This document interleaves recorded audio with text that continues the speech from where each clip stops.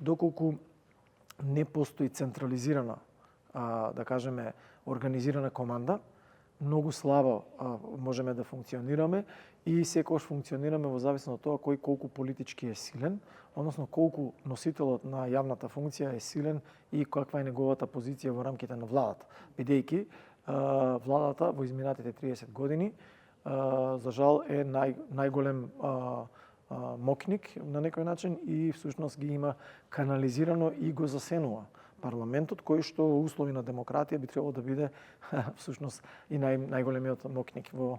таа подела на власт. Кај нас праксата покажува дека тоа е решението, бидејќи доколку имате координативни тела, во тој случај одговорноста излегува дека е сечија и ничија. Тоа значи дека сите на крај викаат тоа не е моја одговорност. Оно што прво би го рекол ако сакаме да го решиме проблемот е да ги деполитизираме овие институции. Ако ги деполитизирате институциите, ако е намалите влијанието, односно ако законски го решите тоа да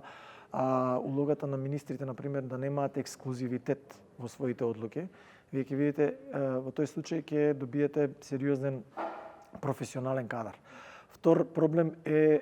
одговорност да се понесе кај носителите на јавни функции за десеткувањето или за редукцијата на човечкиот потенцијал. Ако вие лоцирате одговорност кај некој од министрите зошто не креирал или зошто не ја пополни институцијата, во тој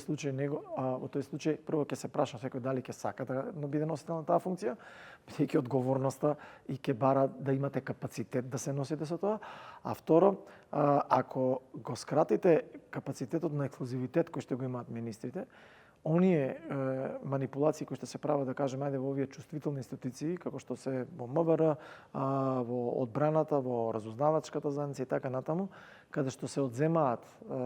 ингеренциите, а функцијата ви останува,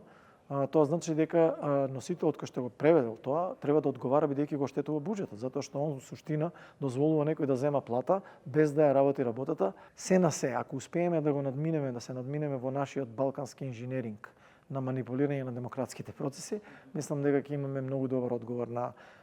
затоа што, внимавајте, сме покажале во исклучителни ситуации дека знаеме да бидеме крајно ефикасни.